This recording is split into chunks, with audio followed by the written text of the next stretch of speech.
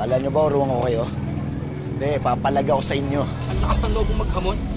Pinag-iisa ka lang, ha? No? Kakayanin ko kayong tatlo. Wala akong pakialam sa inyo. Inyabang mo pa ka mo. Sama mo makatingin, no? Samantalang dayo ka lang dito. Papalaga sa inyo tatlo kayo.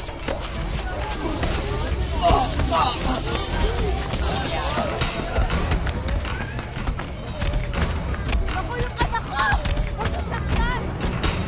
Tama! Ano kayo? Uwi na kayo! Ah! Gusto po. Manong ka na. Gusto po. Magsiuwi na kayo! Gusto po. Anak.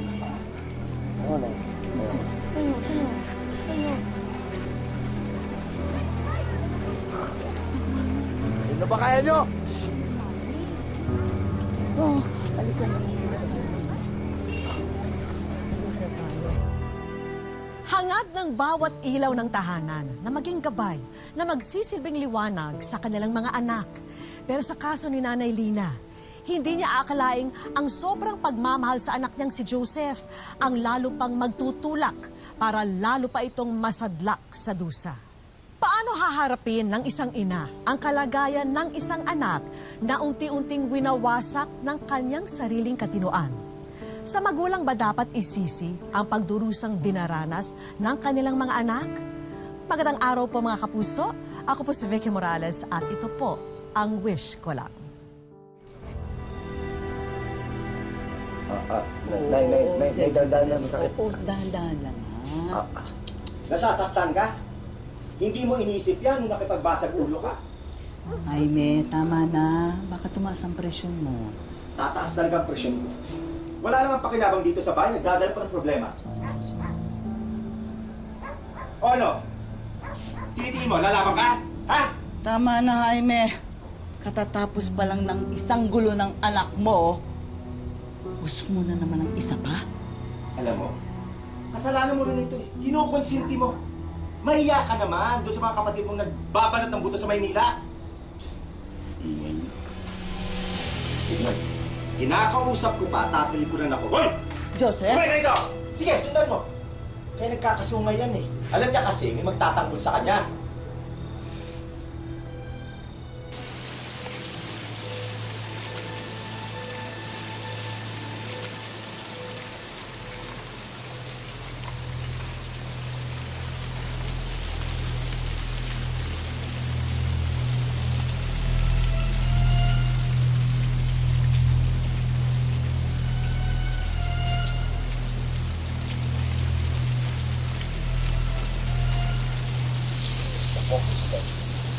Huwag ako susundan! Sabi naman mo ako susundan eh!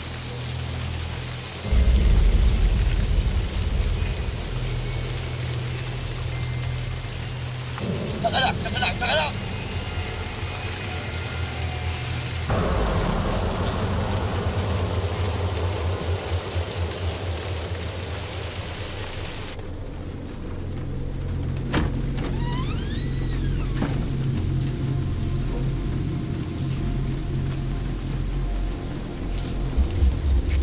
Diyos ko, anak.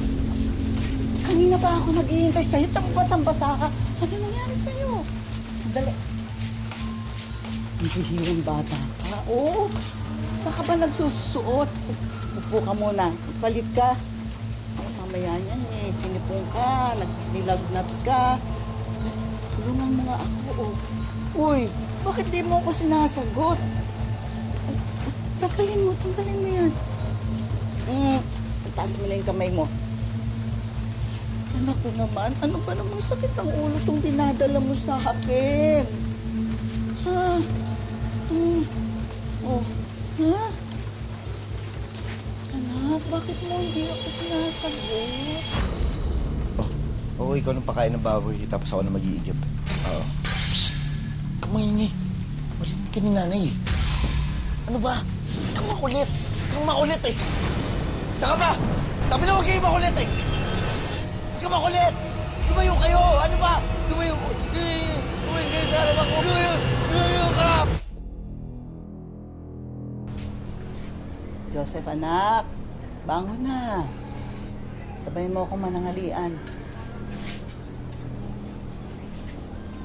Anak. Sina.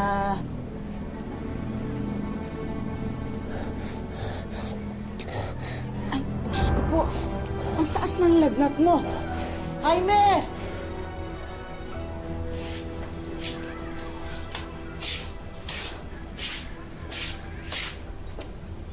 Marcelina, magpirme ka. May sakit ang anak mo, nilalagnat. Alam bang pigilan ko ang sarili kong huwag mag-alala? Bakit kasi hindi pa natin dalhin sa ospital? Gipit nga tayo. Pagkain, wala tayo. Ospital at gamot pang iniisip mo. Eh anong gusto mong gawin? Hayaan na lang siyang ganyan. Wala nga tayong pera. Anong gusto mong gawin? Mga kapatid niyan na nasa Maynila, hindi pa nagpapadala.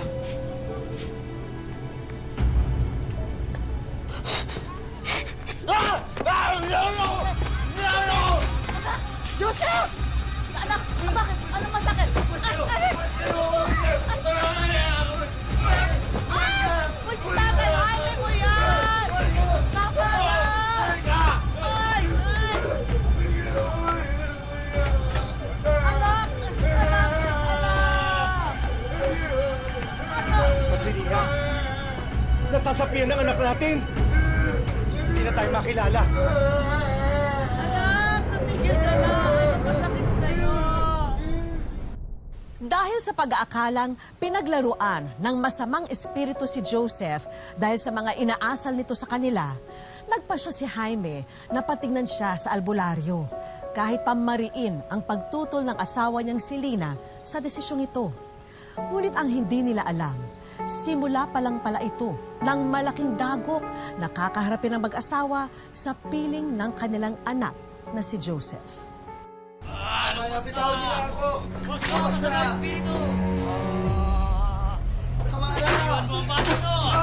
Ano pa ginagawa niyo sa akin, Diyos? Sinasapian!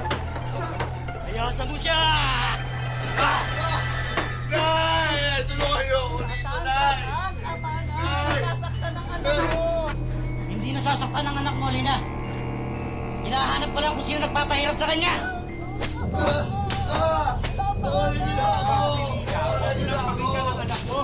Itinuro ba siya magkakaroon? Ginagawa niyo sa akin? Ano ginagawa niya? Nay! Bawal mo ako! Bawal na ako dito!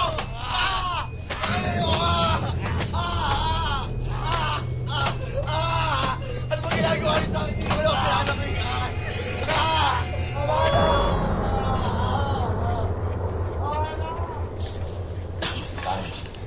Maraming salamat po. Papatawag na lang ho namin kayo pag kailangan ulit namin kayo. Sandali lang. Tang, anong totoo nangyayari sa anak namin? Ang totoong nangyayari sa anak ninyo, hindi siya sinasapian ng masamang espiritu. Wala rin akong makitang dahilan ng kanyang karamdaman. Sa totoo lang, hindi nyo kailangan ng albularyo. Ano po ibig ninyo sabihin? Pasensya na. Sa tingin ko, sakit ng anak ninyo ay sa utak. Hindi ba kalabisan niya yung sinasabi ninyo, Tang? Sinasabi ko yan ng totoo. Kayo ang humingi ng tulong sa akin. Hindi totoo yung usap-usapan sa lugar natin. Hindi Wala totoo. akong sinasabing ganyan.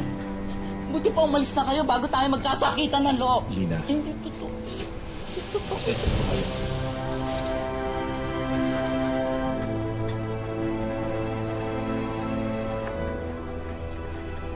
Higa na. Lina! Higa na. Ah, Tutuwa ka sa dala ko. Oh. dami. Joseph, oh. Maglalaga ako ng kamote para meron tayong pamerienda. Napakain muna ako ng baboy, ha? Tama na siguro ito.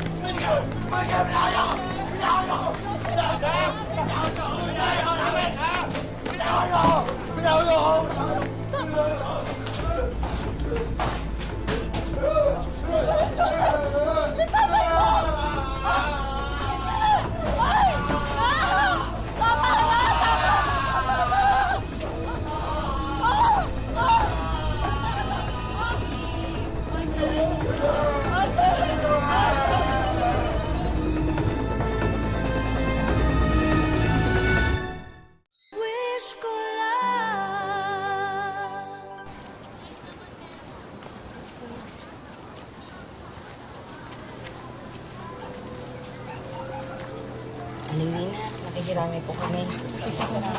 Salamat po, salamat. Hindi naman po sa nangingialam ha. Paano na po kayo niyan ngayong wala na si Mang Jaime? Paano? Sa piling po ni Joseph. Mawalang galang na lang pero walang kasalanan ng anak ko sa pagkamatay ni Jaime. Aksidente lang nangyari. Aling Lina, alam naman po natin na alam niyo yung sitwasyon ng anak niyo. Bakit po hindi niyo na lang kayo siya daling sa mental hospital yan si Joseph?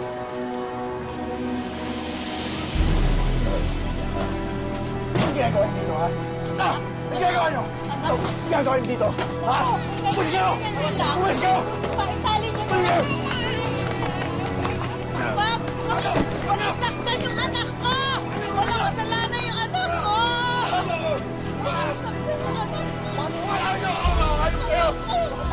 Walang kasalanan ng anak ko! Ilang beses ko pa sasabihin sa inyo! Tama na!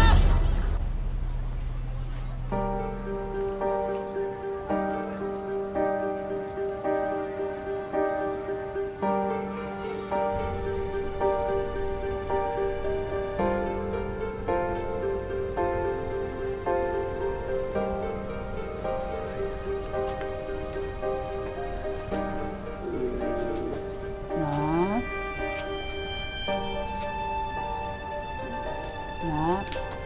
Kain ka muna, oh. Kain ka muna. Kain ka na.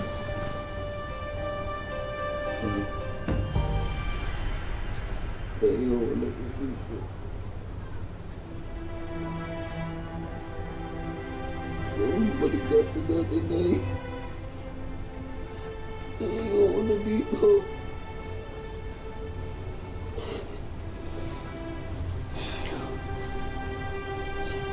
Ayoko na dito, Nay. Anak ko. Anak. Konting tiis lang, anak. Konting tiis lang, anak. Pag nakaipon ako, ipapagamot kita. Mahal ka na, kain ka na. Malakas ka. Para gumaling ka agad, ha? Malakas ka, anak.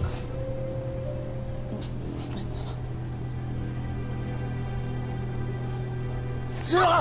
Ha? Ginagawa mo dito? Ha? Ano ba dito ako dito? Ano ba dito ako dito? Ano ginagalit sa akin? Ha? Ano ba dito ako? Ano ba dito ako?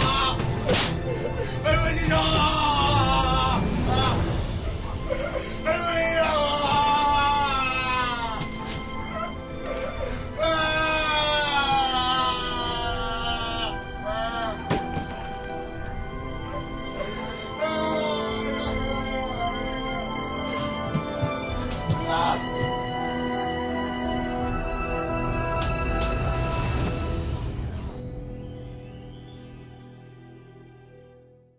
Wish ko lang.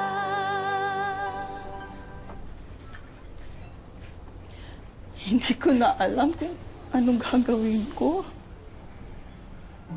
Bakit hindi pa kasi kayo humingi ng tulong sa barangay, Nay? Ilalayo niya siya sa akin. Mabuti na ganito, naaalagaan ko siya. Pero Nay, paano naman kayo? Hindi na din kayo bata. Eh kung paano kayo? Nawalan na ako ng tatay. Ayoko mawala pa kayo dahil sa kagagawan ninyo ni Joseph. Huwag yung sisisihin ng kapatid niyo. Hindi niya alam ang ginagawa niya. Tsaka hindi naman yung ginusto yung ganitong pangyayari. Basta, Nay, kayo lang ang iniisip ko. Kapag may nangyari pa sa inyo, hindi ko na alam ang magagawa ko sa kapatid kong yan.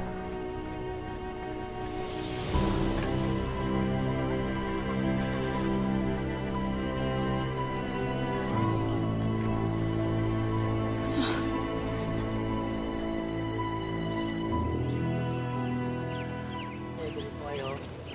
kayo, te. Dito, magkano rito? Hindi po. O, sige, dito. Sige. Sariwa po yung lahat, ate. Aling Lina, yung kulungan na anak niya nakabukas.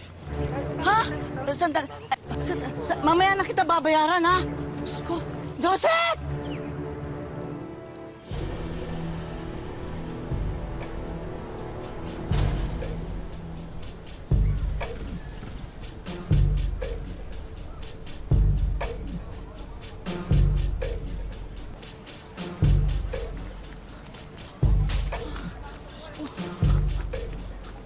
Anak? Anak! Diyos ko mo! Anak, nasasaktan ako! Nasasaktan ako, anak! Aray! Aray! Anak! Nasasaktan ako, anak! Aray! Aray! Anak! Anak, hindi mo ba ako nakikilala? Ha? Hindi mo ba ako nakikilala? Nanay mo! Pagpatuloy ka na! Wag! Ay! Ay! Ah, Diyos ko! Ako!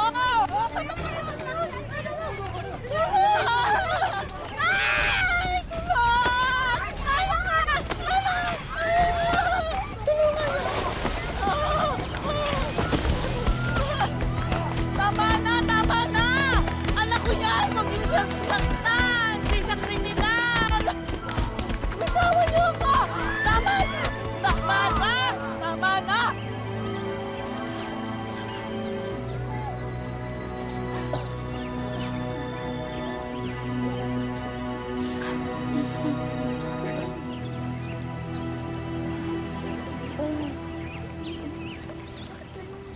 Hindi kriminal ang anak ko. Hindi kriminal ang anak ko. Huwag man kayo sa anak ko.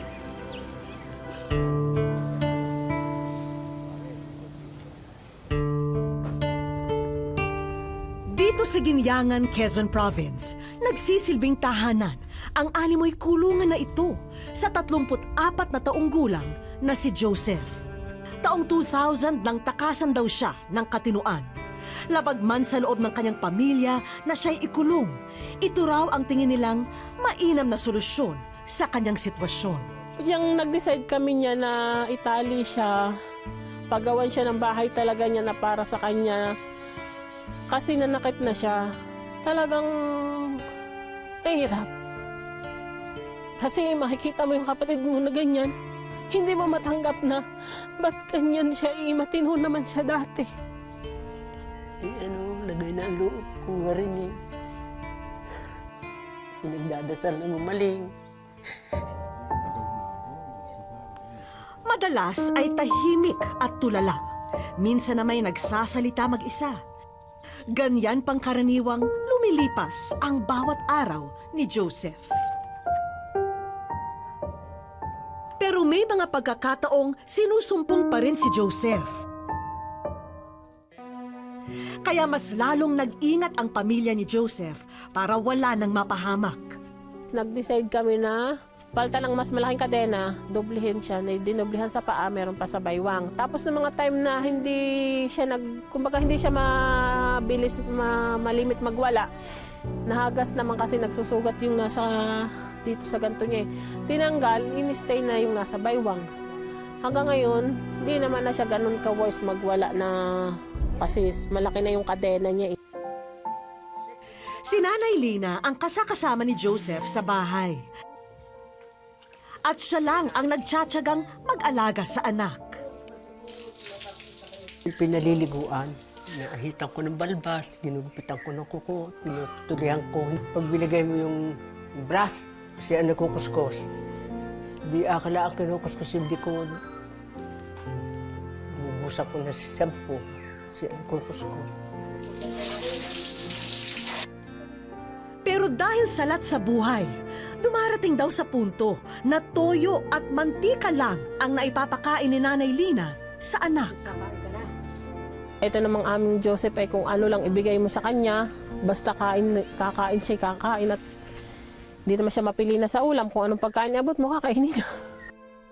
Sa pag-aalaga ng baboy, kumukuha ng iba pang pantustos si Nanay Lina. Bukod sa iniaabot ng kanyang anak na si Joyce.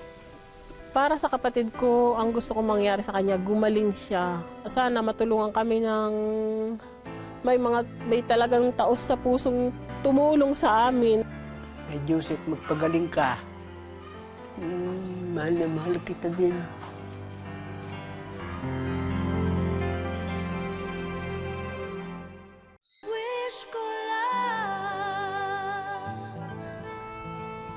Isang team ang binuo namin na tutugon sa paggaling ni Joseph.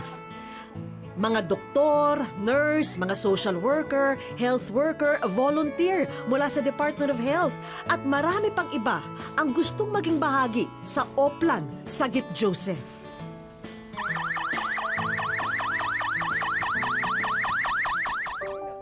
Habang ang isa naming grupo, naabutang nanunood ng telebisyon, sina Nanay Lina at Joyce.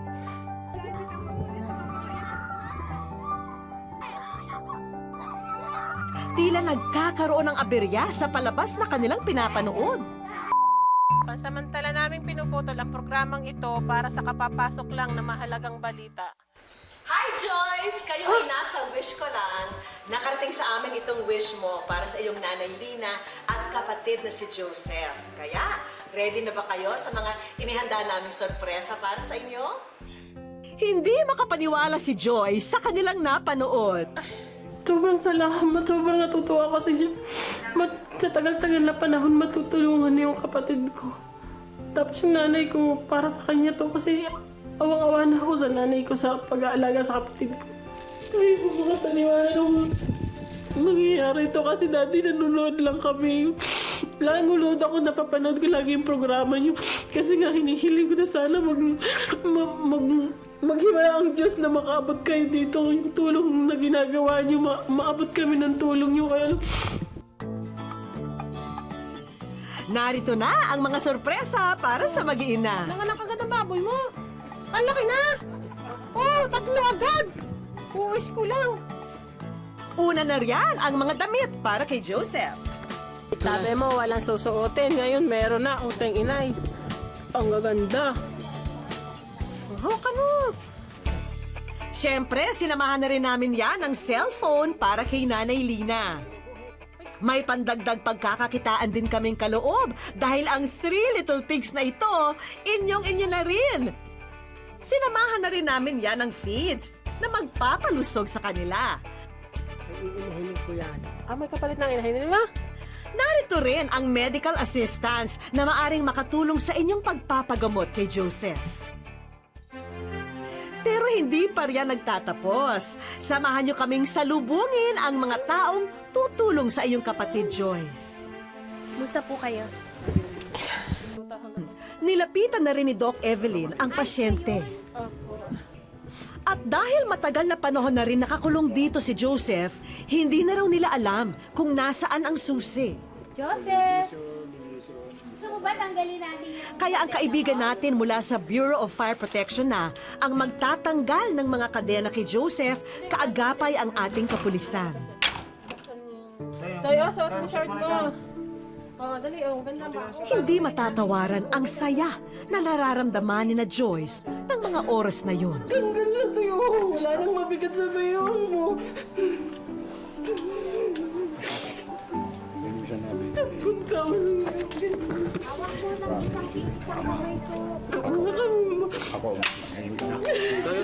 Ayan. Okay na tayo. Magana.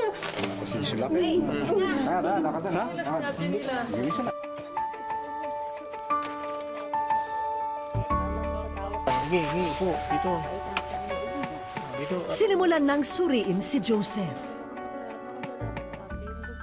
Joseph, hawakan lang kita ha. Ha? Mula tutoy, mula.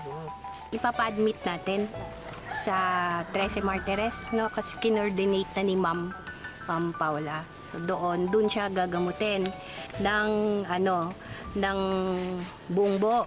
Sobrang masaya po ako para sa kanya at sobrang nagpapasalamat po kami kasi mabibigyan na po siya ng lunas na tulungan po kami kasi kung sa amin pong pamilya hindi talaga po namin kaya na siyang ipagamot. Salamat sa mga tumulong sa inyo. Nakasabay na po na kasi nagaling na siya.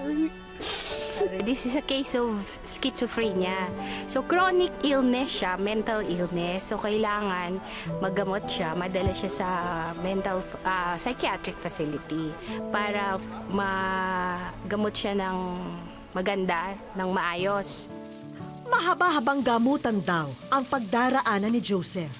Kaya kailangan niya ang buong suporta ng kanyang pamilya. Sobrang napakalaki po ng pag-asa namin ngayon kasi alam po namin na may tumutulong na sa kapatid namin. May mga gamot na po siyang maiinom na magkukontagious na po yung pag-medical niya. Kaya umaasa po kami na babalik siya dito na okay, magiging okay na siya. Kaya sobrang thank you po.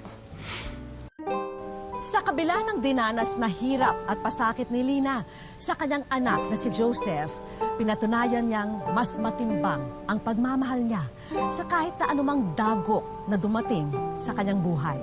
Dahil kasabay ng paghilom ng mga sugat ay ang pangakong may naghihintay na pag-asa para sa ating lahat.